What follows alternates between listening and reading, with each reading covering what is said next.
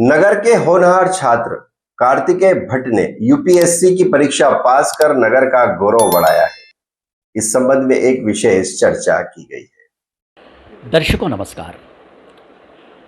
हम समय समय पर आपको शहर की ऐसी प्रतिभाओं से रूबरू कराते हैं जिन्होंने अपनी मेहनत और परिश्रम से किसी भी क्षेत्र में एक खास मुकाम हासिल किया है। आज अपने शहर की एक ऐसी ही प्रतिभा हैं कार्तिकेय भट्ट।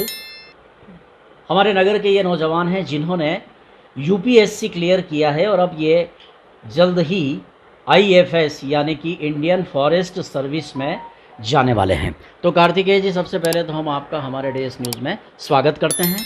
बहुत बहुत धन्यवाद आपका। और आपको बधाई भी देते हैं कि आपने एक महत्वपूर्ण पड़ाव पार किया है। तो मेरा पहला प्रश्न आपसे ये रहेगा कि शुरू से आपकी रुचि प्रशासनिक सेवाओं में ही जाने की रही या कोई और परिस्थिति बनी?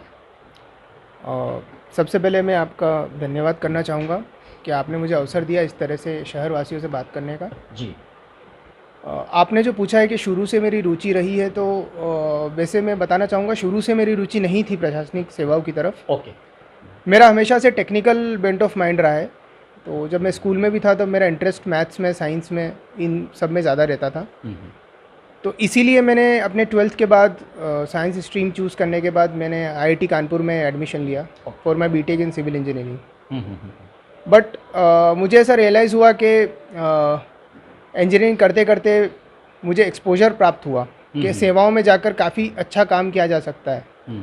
और इसीलिए जब मैंने सेवाओं के बारे में अध्ययन करना शुरू किया तो मुझे रियलाइज़ हुआ कि क्योंकि मेरा टेक्निकल माइंड है और मुझे टेक्निकल एस्पेक्ट्स, साइंस, मैथ्स, इनमें ज़्यादा इंटरेस्ट है, तो मैं इंडियन फॉरेस्ट सर्विस की तरफ जा सकता हूँ। क्योंकि ये सर्विस सिर्फ प्रशासनिक नहीं है, ये टेक्निकल भी है।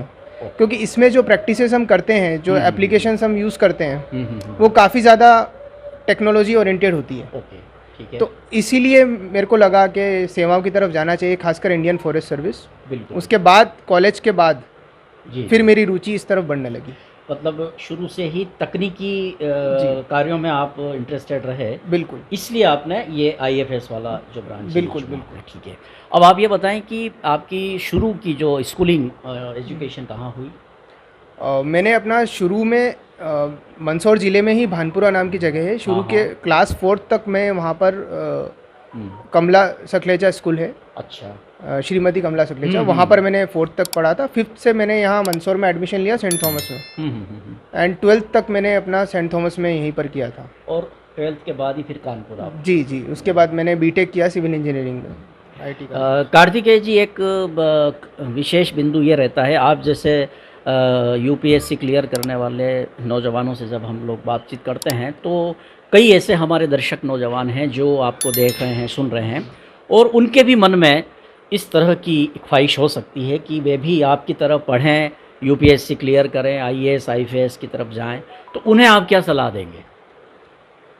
युवाओं को मैं यही सलाह दूंगा कि सबसे पहले आप कोई भी फील्ड चूज़ कर रहे हैं तो आप दूसरों को देखकर चूज़ मत कीजिए कि इसने ये किया है और इससे मुझे यश प्राप्त हो सकता है, या फिर सेवा में जाना चाहिए क्योंकि सब जा रहे हैं, या फिर क्योंकि सर्विसेज के बारे में जिस तरह का माहौल बनाया गया है कंट्री में, खासकर सोशल मीडिया के बाद, कि जो आईएएस बन गया मतलब लाइफ में सब कुछ अचीव कर लिया या सर्विस में चला गया, तो ये सही नहीं है।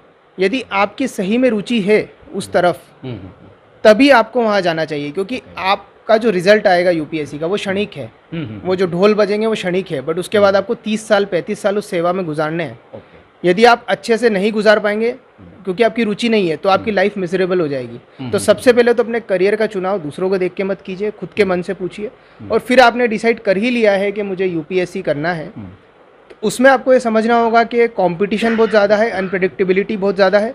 लाखों बच्चे फॉर्म भरते हैं और कुछ 0.1% ही बच्चे हैं जो सिलेक्ट हो पाते हैं।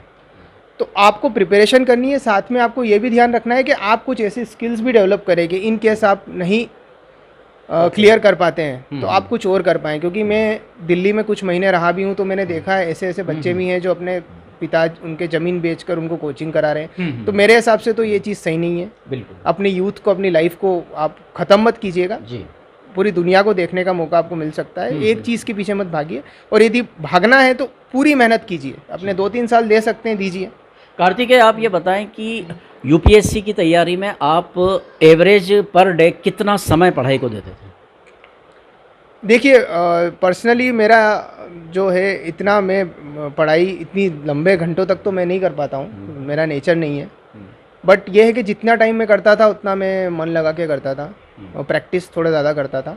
तो यदि औसत की बात करें तो डिपेंड करता है, कभी कभी 6 घंटे 8 घंटे भी हो जाती है और कभी कभी तो कुछ पूरा दिन ऐसे भी चला जाता था कि नहीं पढ़ाई हो पाई है। बट मेरा एनालिसिस कहता है कि आप 6 घंटे यदि मन लगा के करो तो आपका माइंड सैचुरेट हो जाता है, उसके बाद काफ़ी डिफिकल्ट होता है उसके आगे करना। तो 6 आवर्स का भी टारगेट लेके चलेंगे तो you can cover the syllabus.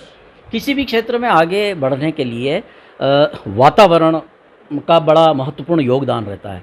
अब आप बताएं कि इस क्षेत्र में आपकी जो रुचि रही या जो आपको फीडबैक मिला, फैमिली फीडबैक मिला, क्या वो भी आपकी इस ग्रोथ में सहायक सिद्ध हुआ है? बिल्कुल, मैं मानता हूँ वातावरण का काफ़ी ज़्यादा फ़र्क पड़ता है। मेरे जो माता और पिता दोनों ही शिक्षक रहे हैं और अब रिटायर हो चुके हैं। अब शिक्षक होने की वजह से घर में हमेशा से पढ़ाई का माहौल था, बिल्कुल। नई नई चीज़ों को जानने का हाँ। हमेशा हमें उत्साहित किया जाता था कि आप बुक्स पढ़ें, तरह तरह की नॉलेज गेन करें। तो वो एक माहौल तो रहता ही है पढ़ाई का। परिवार से भी आपको प्रेरणा मिली, परिवार से प्रेरणा मिली, एजुकेटेड माहौल रहा। बिल्कुल। एट द सेम टाइम इस एग्ज़ाम में ऐसा होता है कि आपको काफ़ी ज़्यादा लंबा समय आपको देना पड़ता है। जैसे आपका प्रीलिम्स भी होता है, उसमें भी काफ़ी कंपटीशन होता है, फिर आपके मेंस की एग्ज़ाम होती है, फिर इंटरव्यू होता है। तो पूरी प्रक्रिया को लगभग 1 साल हो जाता है। ओके। उस दौरान आपको यदि परिवार से सहयोग मिलता रहेगा तो आपकी मानसिक संतुलन भी सही रहेगा, नहीं तो आप तनाव में आ जाएंगे अननेसेसरीली। तो ये काफ़ी आवश्यक है। कोई भी उपलब्धि जब प्राप्त होती है उसके पहले हम लोगों की जो तैयारी होती है, प्रिपरेशन होती है, एक पूरा एक मिशन की तरह हम उसमें लगते हैं। और जब परिणाम आता है, जैसे ही आपका यूपीएससी का परिणाम आया, आपने उसमें सफलता प्राप्त की, तो वो जो क्षण थे, उन क्षणों के बारे में कुछ बताएं आप। जैसा कि जो लोग प्रिपेयर कर रहे होंगे वो जानते ही होंगे कि जो यूपीएससी का रिजल्ट आता है, जो पीडीएफ फाइल आती है, उसको हॉली पीडीएफ कहा जाता है। हाँ। कि मतलब वो इस तरह की कि उसमें नाम आ गया आपका, मतलब वो स्वर्ण अक्षरों में लिखा गया है। बहुत बड़ी बात है ये। उस वक्त जब आप एस्पिरेंट होते हो तो वो जो मोमेंट होता है वो काफ़ी ज़्यादा ओवरवेलमिंग होता है। आप उसको मैं एक्सपीरियंस भी नहीं कर सकता। तो मैं ये कहना चाहूँगा कि एक बार आप मेहनत करेंगे, जब आपका नाम फाइनल लिस्ट में आएगा तो वो आप किसी और को एक्सप्लेन भी नहीं कर पाएंगे कि कितनी खुशी आपको होगी, आपके परिवार वालों को होगी। कुछ समय तक आप स्पीचलेस भी रह सकते हैं। कर्म और भाग्य दोनों पे बिलीव है या दोनों में से किसी एक को आप ज़्यादा महत्व देते हैं? देखिए, मैं मानता हूँ भाग्य को जिस तरह से हम समझते हैं वो इस तरह से होता नहीं है। भाग्य का मतलब होता है जो संयोग होते हैं तरह तरह के। ऐसा नहीं है कि वो आपकी जन्म कुंडली से निकल रहे हो या कुछ हो, पर पूरी यूनिवर्स में काफ़ी चीज़ें होती है जो संयोग के आधार पे होती है। आप अपना जितना कर्म अच्छा करेंगे, आपको एक पर्टिकुलर रिजल्ट मिलने की चांस बढ़ सकती है, पर वो रिजल्ट आपको मिल ही जाए वो बहुत सारे दूसरे फैक्टर्स पे भी डिपेंड करता है। तो कभी हिम्मत नहीं आना, हाँ, पर अपनी तरफ से कर्म जितना कर सकते हो, क्योंकि वही आपके कंट्रोल में है। संयोग आपके कंट्रोल में नहीं है, कोइंसिडेंसेस आपके कंट्रोल में नहीं है। तो कर्म पे ही फोकस करिए, भाग्य के बारे में बिल्कुल मत सोचिए। यूपीएससी के प्रिपरेशन, उसकी पढ़ाई और उसके क्लियर होने की अवधि कितनी रही आपकी? कितने टाइम में ये सब चीज़ें हो गई? मैं कहूँगा 3 से 4 साल रही है, क्योंकि 1-2 साल तो पहला अटेम्प्ट देने में ही लग जाती है। उसके अलावा मैंने जॉब भी किया था उसी दौरान। एक नाबार्ड संस्था है जहाँ पर मैं जॉब करता था। 3.5-4 साल में जॉब करता रहा और साथ में प्रिपेयर भी करता रहा। तो ये मेरा सेकंड अटेम्प्ट था इंडियन फॉरेस्ट सर्विस में। इसके बाद ट्रेनिंग आपकी कहाँ हुई और कितने समय तक चली? इंडियन फॉरेस्ट सर्विस की जो ट्रेनिंग होती है, टोटल ट्रेनिंग की अवधि होती है 20 महीने। जो प्रोफेशनल कोर्स होता है उसमें से शुरू के 3 महीने लबासना LBSNA जो संस्था है मसूरी में, जहाँ पर सभी सर्विसेज की ट्रेनिंग होती है, फाउंडेशन कोर्स जिसे कहते हैं। बिल्कुल। उसके बाद प्रोफेशनल ट्रेनिंग अलग अलग सर्विसेज की अलग अलग संस्थाओं में होती है। जैसे IAS की वहीं पर हो जाती है, जो IPS होती है उनके हैदराबाद में होती है, और इसी तरह हमारी IGNFA Indira Gandhi national forest academy Dehradun में होती है। तो वो ट्रेनिंग नवंबर से शुरू हुई थी और अभी जुलाई 31 को वो ट्रेनिंग, हमारी प्रोफेशनल ट्रेनिंग IGNFA में ख़त्म हो चुकी है। अब आगे का जो आपका सफ़र है वो किस तरह का रहेगा? हाँ जी, अभी प्रोफेशनल ट्रेनिंग ख़त्म होने के बाद आगे का सफ़र स्टेट्स पर डिपेंड करता है, जो स्टेट आपको एज ए कैडर के रूप में मिलता है। क्योंकि ये अखिल भारतीय सेवा है तो इसमें अलग अलग कैडर्स मिलते हैं। जैसे मुझे मध्य प्रदेश कैडर ही मिला है, जो कि मेरा होम कैडर है। तो मध्य प्रदेश में थोड़ा सा एक्सटेंड होती है ट्रेनिंग। मुझे अभी रेंज ट्रेनिंग हम लोगों को दी जाएगी, जो 23 बैच के अधिकारी हैं, 5 महीने की। उसके बाद 1 साल के लिए हम लगभग एसडीओ की पोस्ट पर रहेंगे, सब डिविजनल ऑफिसर। उसके बाद 2027 से हम लोगों को डीएफओशिप, डिविजनल फॉरेस्ट ऑफिसर की पोस्ट मिलना स्टार्ट होगी। तो अभी माना जाता है जब तक हम एसडीओशिप में हैं, हम अंडर ट्रेनिंग ही माने जाते हैं। आपके कैरियर का ये पड़ाव है या यही मंजिल थी? इस बारे में मैं ये कहना चाहूँगा कि करियर का पड़ाव मंजिल कभी हो नहीं सकती है। आप भले आप रिटायर हो जाएं, करियर हमेशा बदलता रहना चाहिए। आपको जब भी अच्छी अपॉर्चुनिटीज़ मिल रही हैं, इसी करियर में रहकर भी आप किसी और पड़ाव पे भी जा सकते हैं। तो इतनी अपॉर्चुनिटीज़ सेवाओं में मिल जाती हैं। तो इस बारे में अभी फ़िलहाल मेरा फोकस है कि जो काम मुझे दिया जाए देश की सेवा के लिए, वो मैं पूरा मन लगा के करूं। पर आगे देखते हैं, जो जो अपॉर्चुनिटीज़ मिलती है उस हिसाब से मैं अपने आप को ढालूंगा। अब एक ख़ास प्रश्न आपसे मैं मेरी अभिरुचि का करना चाहता हूं, वो ये है, आप एक बड़े ऑफिसर बनने जा रहे हैं। आप आईएफएस हो चुके हैं, आप डीएफओ बनेंगे, यानी एक प्रथम श्रेणी के जो अधिकारी होते हैं उनमें आप शुमार रहेंगे। हमारे देश की जो शासन तंत्र की व्यवस्थाएं हैं उसमें बहुत विकृतियां हैं। करप्शन से पूरा देश एक तरह से उसी तरह से पीड़ित है जैसे कोई व्यक्ति कैंसर से पीड़ित होता है। आप जैसे नौजवान प्रशासनिक सेवाओं में जा रहे हैं, चूँकि आप एक साधारण परिवार से निकले हैं, आपने अपने माता पिता का संघर्ष देखा है और कहीं ना कहीं आपके भी मन में जो सिस्टम है इसके ख़िलाफ़ आपके अंदर भी कोई एक ऐसी एनर्जी होगी जो ये चाहती होगी कि ये करप्ट सिस्टम ख़त्म होना चाहिए और एक क्लियर व्यवस्थाएं देश में होनी चाहिए। भले ही एक अकेला चना कुछ नहीं कर सकता, लेकिन शुरुआत तो कर सकता है। तो आप जैसे नौजवानों से देश को ये उम्मीद रहती है कि ये जो करप्ट सिस्टम है इस देश का, उसमें आप जैसे प्रतिभाशाली लोग जो आगे जाके अधिकारी बनते हैं, व्यवस्थाओं को नियंत्रित करते हैं। हम तो कई बार कहते हैं कि जनप्रतिनिधि की उम्र 5 साल होती है, लेकिन एक अधिकारी की उम्र 35 साल होती है। तो बहुत कुछ अपेक्षाएं रहती हैं, बदलाव की अपेक्षाएं हैं, सकारात्मकता की अपेक्षाएं हैं, और आप जैसे अधिकारियों से नई पीढ़ी को एक अच्छा कैनवास मिले देश का, ये उम्मीदें हैं। इसी के उत्तर के साथ हम ये इंटरव्यू समाप्त करेंगे। जी, आपने जो कहा अभी, मैं उसमें ये कहना चाहूँगा कि जब हम सर्विस में जाते हैं तब हमें सिस्टम के बारे में ज़्यादा पता चलता है। तो पब्लिक के मन में एक धारणा सी जो है कहीं ना कहीं, वो हमारी जिम्मेदारी है कि हम उस धारणा को सही करें। क्योंकि मैं कहूँगा कि अधिकतर अधिकारी ऐसे होते हैं जो बिल्कुल मेहनत से, अपनी ईमानदारी से अपना काम कर रहे होते हैं। कुछ गिने चुने केसेस की वजह से पर ऐसा इमेज क्रिएट हो जाती है कि प्रशासन में बहुत अधिक करप्शन है, या फिर क्योंकि सभी प्रतिभाशाली अधिकारी सिलेक्ट होकर जाते हैं। और आज के ज़माने में प्रतिवर्ष हम देखें, डेकेड बाय डेकेड भी हम देखें, तो ये समस्याएं कम होती जा रही हैं। क्योंकि अभी टेक्नोलॉजी का ज़माना है, काफ़ी ज़्यादा ट्रांसपेरेंसी इंक्रीज़ हो चुकी है। आरटीआई जैसे आया था 2005 में, अभी सब कुछ ऑनलाइन माध्यम से हो रहा है। तो अब पहली बात तो स्कोप भी नहीं रहता है इस तरह का कुछ होने का। तो हमारी सरकार इसी दिशा में कार्य कर रही है, अधिकारी सब मिलके भी कर रहे हैं। क्योंकि ये चीज़ जो है ये किसी को फ़ायदा नहीं देती है। एक इंडिविजुअल को यदि लगता है यदि वो करप्शन करके कुछ पैसा कमा सकता है तो वो उसे भी फ़ायदा नहीं देगी, लॉन्ग टर्म में उसे भी नुकसान ही होना है उस चीज़ का। तो ये हमें समझना होगा। और मेरी तो युवाओं से यही विनती है कि आप यदि सर्विस में आ रहे हैं तो ये सोच कर कभी मत आइए कि मुझे यहाँ पर फ़ायदा मिलेगा या मैं कुछ पैसा कमा पाऊँगा। इस तरह से मत आइए। यदि आप देश की सेवा के प्रति और कार्य करना चाहते हैं और आपकी रुचि इस तरफ है, तभी आप आइएगा। बिल्कुल। तो दर्शकों, ये थे कार्तिकेय भट्ट, मंदसौर शहर के ही ये निवासी हैं। इनके माता पिता शिक्षक हैं, शिक्षिकाएं हैं, वे सेवानिवृत्त हुए हैं और एक वातावरण से इन्हें प्रेरणा मिली और आज ये यूपीएससी क्लियर करके जल्द ही आईएफएस बनेंगे और वन मंडलाधिकारी के रूप में अपनी सेवाएं देंगे।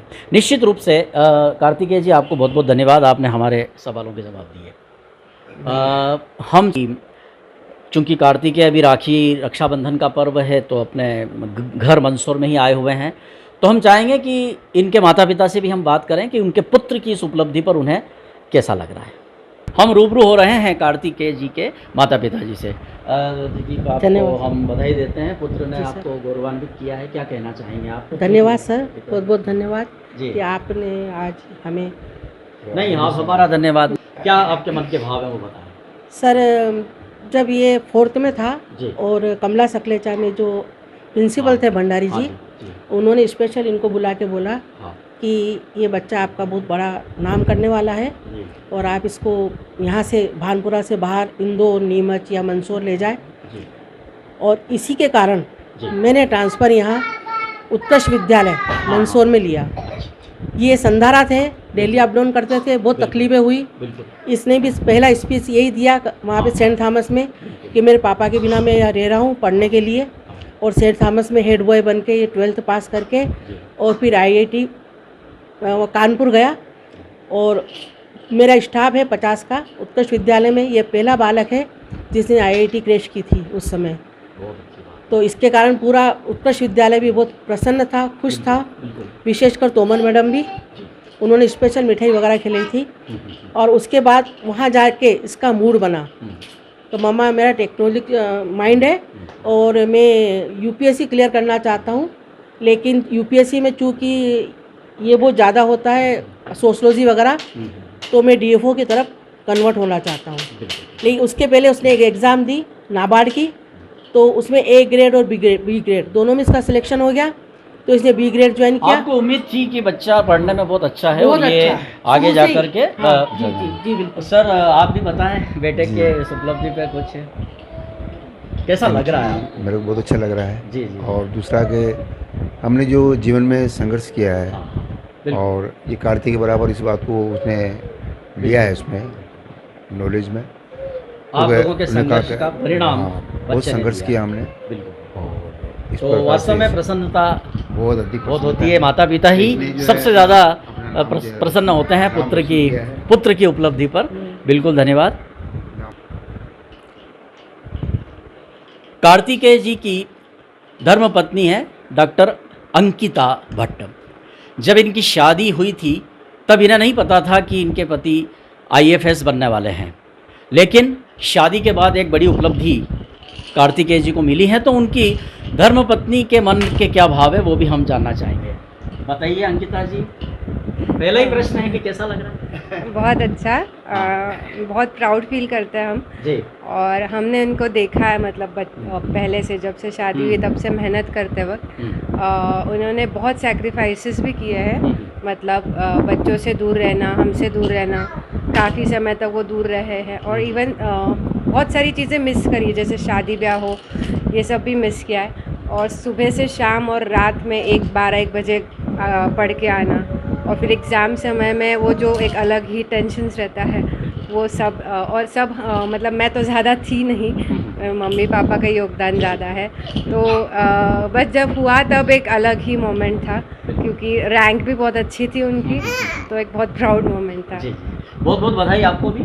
तो दर्शकों, भट्ट परिवार एक साधारण निम्न मध्यम श्रेणी के परिवार से यदि कोई बालक अपनी प्रतिभा से एक ऊंचा मुकाम हासिल करता है तो परिवार के सदस्य भी प्रसन्न होते हैं और समाज को, परिवेश को भी नई प्रेरणा मिलती है। मैं भट्ट परिवार को बहुत बधाई देता हूं और कार्तिकेय जी पूरे परिवार को धन्यवाद। और देश न्यूज़ के लिए मेरे साथी रमेश चौहान के साथ अब हम इस इंटरव्यू को यहीं पर समाप्त करते हैं। नमस्कार।